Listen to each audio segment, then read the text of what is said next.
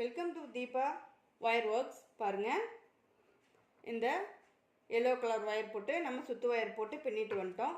இது ஸ்டார்ட் பண்ண ஒயர், சரிங்களா? இது முடிச்ச பக்கம், சுத்து ஒயர் முடிச்ச பக்கம். இப்போ நம்ம சிவன் கண்ணில் ஏணிப்படி முடிச்சு எப்படி பண்ணுறதுங்கிறத பார்க்கலாங்க. பாருங்கள், இந்த சுத்து ஒயர் இருக்கு இல்லைங்களா, இதையே இப்படி இடது கை பக்கமாக மடித்து வச்சுக்கோங்க, சரிங்களா?